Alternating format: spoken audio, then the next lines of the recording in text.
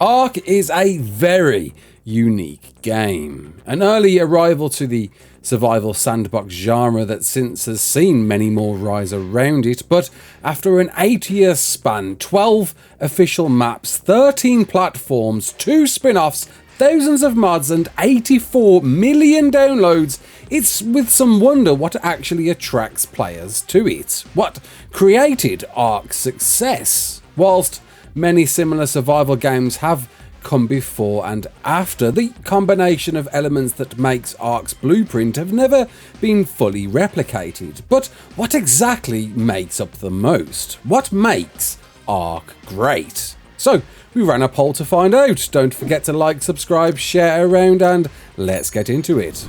So in at number 10, level design. Whilst the rest of the features in this list may draw players in, it's all for nothing without a space that sets the theme, with a reason to explore and challenge whilst marvelled enough to lose yourself within, and each of ARK's official maps provide exactly that. Adventures to be had across giant open landscapes that initially feel impossible to reach, protected by one of the many varied biome regions that all mostly associate with a degree of difficulty. Originally quoted by co-founder Jesse, its introduction was seen to be an open-world adventure game for most, with environments full of mystery and wonder, rewarding discovery through its wide variety of dangerous caves, elevated islands, and deep oceans. With over 150 square kilometers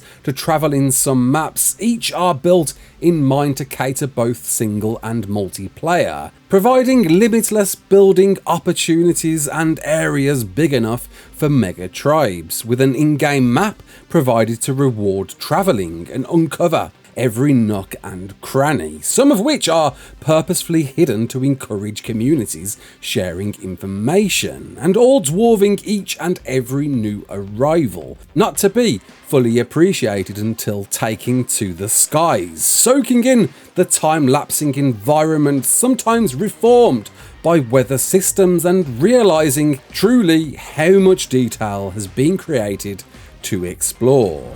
In at number 9 is mods. A huge answer to ARK's longevity, mods have become a staple diet for content throughout its years in not just additional opportunities, but directly influencing the core vanilla game and its experiences. A reason why ARK was chosen to be made with Unreal Engine, the developers expressed an active interest in the game being as mod friendly as possible right from the start, giving birth to quality of life changes, hundreds if not thousands of custom made creatures, new structure sets, overhaul gameplay modes, and of course maps. With a thriving, talented community of modders allowed half of ARK's official maps to be originally modded creations, handpicked by the team to go on to be some of the players' favourite to date, paving way for that golden opportunity through sponsor and support direct from the development team to make it into the game. Seeing others brought through, such as the Homestead update, the decision to be as mod friendly as possible was certainly lightning in a bottle that could go on to be even more prevalent with the game's remaster. In number 8, progression system. The very first survival game to introduce a levelling system. It's no secret that ARK's introduction is a very steep learning curve, kicking you off with an underpowered, vulnerable character who needs to gain experience in order to level up their characteristics. Gained through a variety of different methods from harvesting to crafting, experience forces the player to remain in more peaceful environments until, well, leveled enough to be rewarded engram points and spend to craft a wealth of structures and armor types offered in tiers depending on level, with naturally higher tiers guaranteeing a higher chance of survival. influenced on creatures too, with all requiring certain levels to unlock their saddles. Even taming can be level dependent, whether it's a certain piece of knockout equipment required or it physically being unable to be tamed until meeting that requirement, of which then desires leveling on top to be strong enough to take on the endgame guardians of each map, all of which will challenge you to obtain their summoning requirements and prepare for through breeding and high quality blueprints, accessed mostly through supply crates that too have a level requirement. And even then, an overall story progression exists, taking you from map to map, unlocking tech tier items and ascension levels to push your character to be the strongest it possibly can. In at number 7 is building. With any survival game, a core aspect to be won is the ability to build. Introduced to other games prior, not only providing a range of structure tiers became key to the game's progression, but the flexibility to be as creative as possible within a template of rules and constraints. Introduced to reward tighter strongholds, the level design lends well to capture builds that reflect either a defensive location or a complemented scene, both offered with a library worth of pieces to be as versatile as possible for any achievable outcome. Rewarded with stronger, harder to break pieces with each tier, each provides an effect on body temperature, and despite originally being a grid by grid formation, introduces a snapping system that allows curves or any shapes to take form for anything built. With a thriving building community alone, it's surprising to see despite a perhaps limited set, or maybe that's exactly what inspires in constraining and encouraging creativity. In at number 6 is multiplayer. An early adopter of the always online player, ARK would quickly pick up as an emotional investment with anything built or tamed, as well as your survivor being open to be attacked even when offline, creating a drive to recruit and trust other players and form lifelong relationships as you adventure together. Starting with a team of 6, the developers were very mindful of player feedback starting out, taking regular Q&A sessions with some community suggestions influencing items such as the feeding trough. Rewarding community involvement through the ARK Digest, later called the Community Crunch, would help in bringing players even more closer, with an ever-growing gaming system network to allow players to trade their mutated creatures or items. It's a wonder if engram points were originally meant to never unlock all in the game, in the encouragement of rallying players together to create different builds and types, as each would express more interest in taming, crafting or building, and create bonds to defend years worth of work. With a shared experience leveling bonus thrown in to reward even further, especially some of ARK's endgame challenges are experiences meant and encouraged to be shared. In at number 5 is narrative.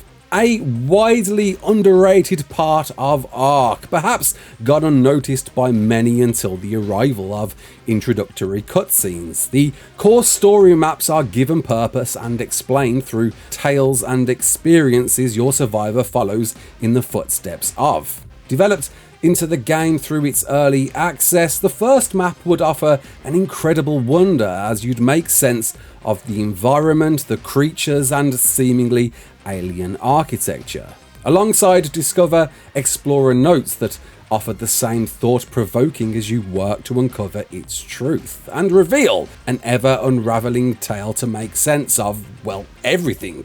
The arcs, their purpose, your purpose, the wars that came and the wars that follow. A collaborative effort from Mark Susskind, Cedric Burks and Peter Fries. Anyone with the will to read each and every Explorer note will find a huge woven story, developed so much so that inspires a fully animated TV series, and of course Neddy the Noodle. In at number 4 is creature models and AI.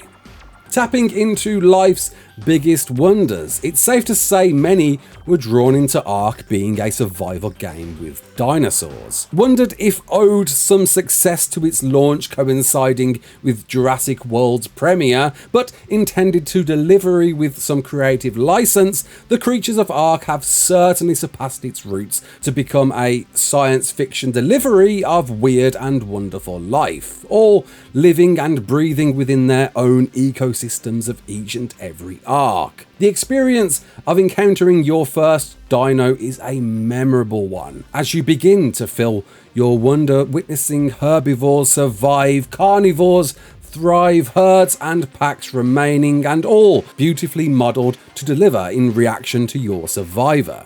Each providing unique movements and sounds will behave just as expected, coming to blows against their counterparts and small battles between dinos forever constant as you wander by, reacting either hostile, passive or skittish depending on which you approach. Noted that AI has and will be improved in the game's future installment, it can't be denied that even now, each monolith equally dwarfing you whilst filling your excitement, or perhaps fear, which leads us on to the next one. In at number 3, survival experience. Combined with the game's progression system, level design and creature AI, creates a tension-filled nightmare that otherwise can't be replicated. Magnified by the game's time of day, or rather night, a struggle to get to a safe location pursued by the many carnivores in the game provides a combination of thrilling moments that forever endure. The term getting arked certainly applies, as with one false movement can find your character, gear and dinos left out in the wilderness ready for feeding time. Or worse still, a low tier or unfortified base torn and shredded to dust by dino or player. Scavenging food from creatures, berries from bushes and ever-depleting skins dipped in water are all a regular occurrence in a game that even the weather itself can affect your health, with an early sleep being a mere narco berry away. The game punishes the weak but rewards the knowledge in a steep climb to understanding how and what with to survive. In at number 2 is Sandbox Freedom.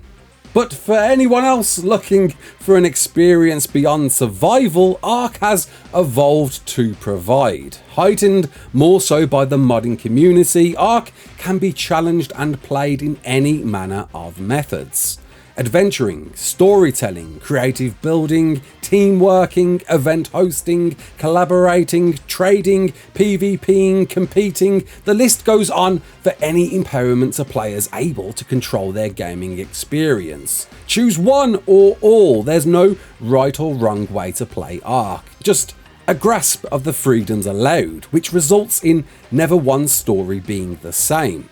Perhaps a combination of everything else in this list, its sandbox nature has possibly contributed to such a long-term running, and notably a term coined more so with its upcoming sequel. The open world, non-linear gameplay can and does to many provide a longevity only a handful others can, certainly providing influence to some, with none grasping just as much as the last on this list. But before we get to that, let's take a quick look at some things that didn't just quite make the cut.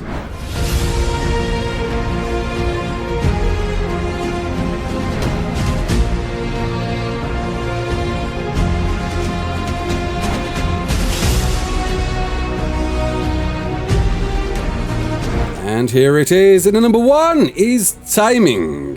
When it comes to taming creatures, nothing beats the sheer variety, physical rewards and subsequent attachments than ARK. With well over 100 different creatures to encounter, many of which require specific taming methods or provide with possession you're able to take home, name, breed and utilise for all of their varied helpful abilities. From simply providing kibble to help with harvesting, through to breeding support, or just needing giant killing machines, there's a reason to tame almost every creature in the game. And with each providing different stats, offering a chance to be your next best tame, and breeding for mutations to make even stronger, it's a forever rewarding system that not only keeps your desire for more, but an obsession to keep, having put some work into name your next mount. Less forgotten the mobile advantages they provide, from aquatic to flyers. Taming provides a new way to experience the game. In the eyes of a pet, you'll do everything to keep alive. And the very reason why many ARK players are still playing and will do until they have to say goodbye.